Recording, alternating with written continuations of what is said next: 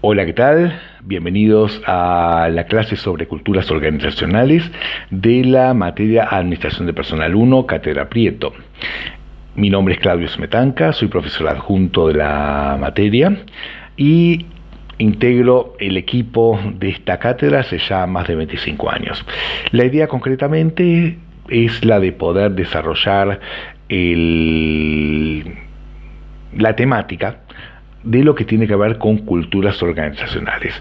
Lógicamente que uno pretende ser breve, pero a veces esta idea de ser breve implica dejar cosas de lado, y más aún todavía cuando estamos hablando de una práctica que tiene que ver con lo virtual y que, insisto, son elementos que de alguna manera se van instalando de a poco en las formas educativas, para bien o para mal, y precisamente esto se lo puede tomar como una forma de acompañamiento, se lo puede tomar como una forma de, digamos, de complementaria a lo que se dé en cada comisión concreta, ¿no? Yo particularmente trabajo en las comisiones 3 y 5, pero lógicamente siempre mi intención es poder conocer a cada una de ellas y, bueno, no solamente que me conozcan, sino también de poder dar in situ, en forma presencial, qué es lo que pasa con esta temática que a mí particularmente me gusta mucho y hace años que la doy, y de hecho tiene que ver con mi tesis de posgrado.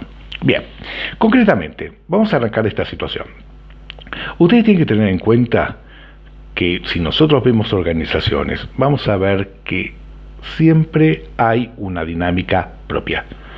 ¿Qué quiere decir? Que si yo, por ejemplo, veo un ejemplo de un supermercado X, no viene al caso cuál, yo voy, hago que soy cliente, pero en realidad estoy siendo observador de todo lo que sucede, vamos a ver que hay una dinámica, una forma de hacer las cosas, una forma de dirigirse entre la gente o entre las personas y sus superiores.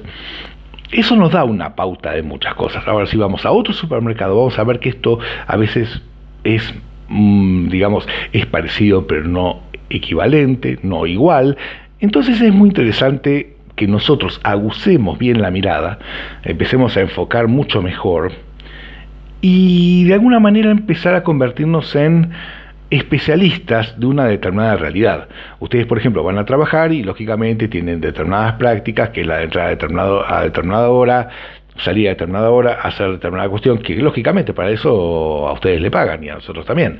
Pero ¿cuál es el tema? Hay dinámicas que se empiezan a dar tanto en forma concreta como a nivel tácita, que eso nos permite pensar de determinadas acciones que tienen que ver con la forma de pensar de cada lugar.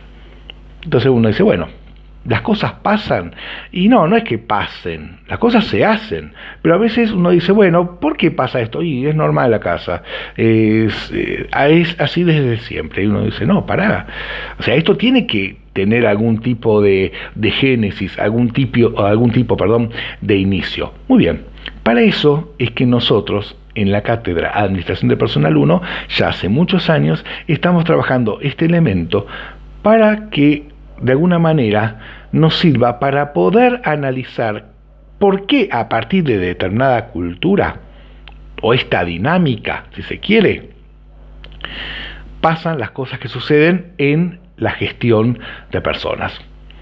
Yo les digo, muchachos, las cosas no pasan porque sí.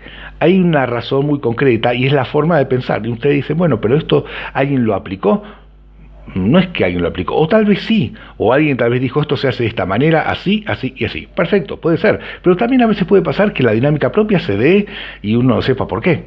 Bueno, ahí está el rol del profesional de recursos humanos como analista de una determinada realidad, y ahí es que uno dice, esto es así por tal razón.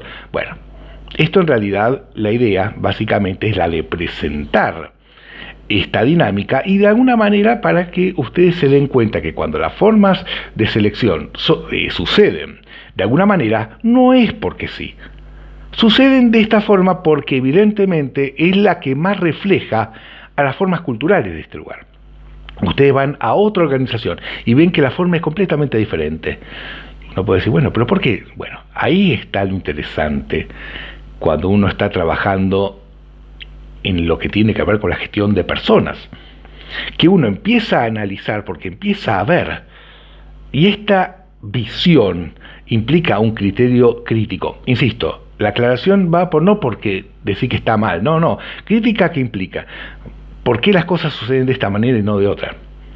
Pero te insisto, es una forma de poder analizarlo. Lo que a mí sí me interesa concretamente es que ustedes vean que hay un elemento llamado cultura organizacional y que, por lo menos para esta clase, la vamos a presentar de la siguiente manera. Esta clase virtual sobre culturas organizacionales va a contar de diferentes bloques. El primer bloque, que es el que estamos ahora, va a profundizar concretamente en cuáles son los autores que nosotros utilizamos para ver dos visiones complementarias de lo cultural en las empresas u organizaciones. Por un lado, ustedes tienen un texto de dos autores que son Dill y Kennedy y que tiene que ver específicamente con las empresas como sistemas culturales. Pero claro, uno diría, bueno, pero ¿para qué nos sirve ese texto? Ese texto nos sirve para que nosotros podamos ver los elementos de la cultura. ¿Qué quiere decir esto? Que cuando nosotros vemos los elementos de la cultura, vemos una forma cultural, un desarrollo, una dinámica, una forma de acciones, unas formas de acciones. Y entonces desde ahí vamos a ver, bueno, ok, muy bien. Entonces yo, ¿qué tengo que analizar? Desde ahí vemos los elementos de la cultura, de Dill y Kennedy. El segundo texto en realidad son dos textos que hablan de lo mismo. El autor se llama Roger Harrison, y esta idea de Harrison implica pensar en una idea de clasificación, de clasificación de las culturas organizacionales o de orientaciones culturales, como la llama él. ¿Por qué nos sirve esta idea de orientaciones culturales? Porque de alguna manera, si bien son construcciones teóricas, también nos sirven para poder interpretar una determinada situación en un determinado lugar. Lógicamente, nosotros vamos a ver que hay mucha combinación tanto de los elementos de la cultura como de las orientaciones culturales. Entonces uno diría, bueno, pero no es exactamente igual. No, a veces se parecen más, a veces hay un mix. Pero acá está lo interesante, de poder leer entre comillas, ¿no? Leer bien qué es lo que pasa en cada lugar en particular. Bien. Así que por eso ustedes tienen básicamente dos textos y uno tercero que es complementario de Harrison. Decía, el primero, el de las empresas como sistemas culturales, de Dill y Kennedy.